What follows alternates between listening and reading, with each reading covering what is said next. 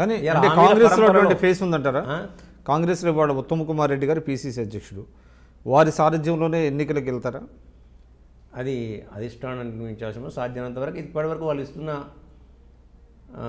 Indications అయితే మాత్రం వారి ఆధ్వర్యంలో జరుగుతుందని చెప్తున్నాను. వారి ఆధ్వర్యంలో జరిగితే ఎందుకు చేంజ్ చేయాలి అనుకుంటే నేను కూడా కోరుకుంటున్నాను. ఎందుకంటే మాటికి చేంజ్ చేసి అది చేయడంలో కూడా ప్రజల్లో కొంచెం అదును ఉండొచ్చు. కాబట్టి అది అధిష్టాన నిర్ణయం, వారి ఆధ్వర్యంలో జరుగుతుందని చెప్పి అనేక సార్లు ఇర్రెస్పెక్టివ్ ఆఫ్ ది క్యాండిడేట్ డెఫినెట్గా కాంగ్రెస్ అయితే అధికారంలోకి వస్తుందంటారు. కాంగ్రెస్ పార్టీ అనేది ప్రజల పార్టీ అండి, ప్రజల్లో ఉంటుంది పార్టీ. అది ఇవాళ కూడా భారతదేశంలో ఒక 100 మంది ఈరోజు పుట్టినంటే అలా 30 మంది బ్లడ్లో కాంగ్రెస్ పార్టీ ఉంటుంది. నేను చెప్పాల్సిన పరిస్థితి కొత్తగా అది 30% ప్రజల్లో కాంగ్రెస్ బ్లడ్ వస్తుంటుంది కొత్తగా. చెప్పగానే చెప్తుంటాం అంతే. ఇప్పుడు జనరల్గా ఏముంటుంది సార్ అంటే, చిన్నప్పుడు పిల్లల్ని బెదిరిస్తాం. నిజంగా కూడా ట్రాఫిక్ పోలీసు వాళ్ళకి చేయబెట్టగానే ఎందుకు ఆపుతామండి మనం? ఎందుకు ఆగుతాం? గౌరవం. అంతమంది వెహికల్ పోతే ఆయన ఏం చేస్తాడు? ఏం చేయలేడు. కేసులు బుక్ చేస్తాడు, లేకుంటే మరబడుకుంటే ఏం చేయలేడు. అదే మాదిరిగా కాంగ్రెస్ పార్టీ ఈ దేశానికి స్వాతంత్రం తీసుకొచ్చింది, ఈ తెలంగాణకు స్వాతంత్రం ఇచ్చిందనే ఇలా భావన తెలంగాణ ప్రజల్లో ఉంది. కాబట్టి ఆ భావననే ఇలా కాంగ్రెస్ పార్టీకి అండ. ఇచ్చిన పార్టీని గెలిపియాలనే ఒక ప్రగాఢమైన విశ్వాసం ప్రజల్లో ఉంది. ఆ ఇచ్చిన పార్టీని ఇచ్చిన తల్లి రుణం తీర్చుకోవాలనే ఒక ప్రగాఢమైన కోరిక ప్రజల్లో ఉంది. అది ఇలా కాంగ్రెస్ పార్టీకి అండగా ఉంటుంది. అలా కాంగ్రెస్ పార్టీని అందలం పైన కూర్చుండబెడుతుంది. అందలం పైన కూర్చున్న తర్వాత కాంగ్రెస్ పార్టీ తెలంగాణ ప్రజల ఆకాంక్షలకు అనుగుణంగా పనిచేస్తుంది, బడుగు బలహీన వర్గాలకు అనుగుణంగా పనిచేస్తుంది. ఇలా నువ్వు 12% రిజర్వేషన్ ఇచ్చి ఇలా నువ్వు ఏ విధంగా ఓటు బ్యాంక్ రాజకీయాలు చేస్తున్నావో కాంగ్రెస్ పార్టీ ఓటు బ్యాంక్ రాజకీయాలు చేయాలి. రాజ్యాంగబద్ధంగా ఏదైతే అనుకూలంగా ఉంటుందో ఆ 4% మాత్రమే ఇచ్చింది ముస్లిమ్స్కు. ఏదైనా రాజ్యాంగబద్ధంగా వచ్చేది కాదు, చట్టబద్ధంగా ఉండేది కావాలి. ఇవాళ నువ్వు చేసిన ప్రాజెక్టులన్నీ కూడా చట్టబద్ధంగా లేవు. నేను చేసింది చట్టబద్ధంగా ఉంది కాబట్టి కోర్టులు కూడా మమ్మల్ని రద్దు చేసినాయి. 50% ఎదురైంది కదండి.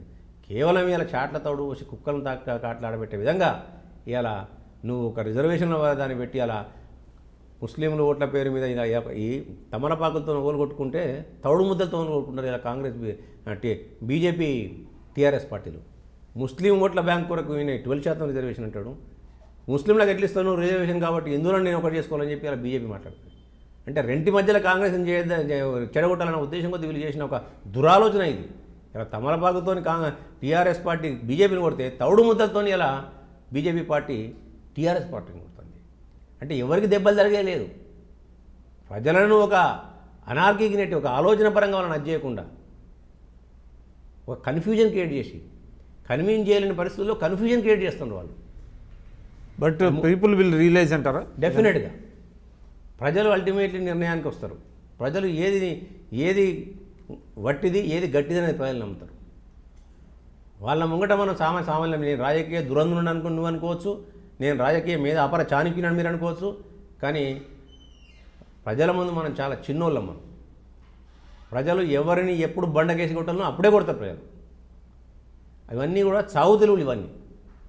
సో యు ఆర్ హోపింగ్ 2019లో మీరు అధికారంలోకి వస్తారని ప్రగాఢమైన నమ్మకంతో చెప్తున్నాను. నేను ఇవాళ ప్రజల మధ్యలో తిరిగిన వ్యక్తిగా, ప్రజల యొక్క శ్రేయస్సు కోరే వ్యక్తిగా ఇలా ఈ రాష్ట్రానికి కానీ ఈ దేశానికి కానీ కాంగ్రెస్ పార్టీ ఒకటే ప్రజల మనోభావాలకు అనుగుణంగా ఉంటుంది తప్ప ఇవాళ ఫాసిస్ట్ ధోరణితో నడిపిస్తున్న ఆ పార్టీలు కానివ్వండి, అలా కేంద్రంలో ఉన్న పార్టీలు కానీ ఇలా ఫ్యూడలిస్టిక్ టెండెన్సీతో నడుస్తున్న ఈ పార్టీలు కానివ్వండి ప్రజలకు శ్రీరామ రక్ష కావు. ఇవి భారత రాజ్యాంగ స్ఫూర్తికి విరుద్ధంగా ఉంటున్న పార్టీలు.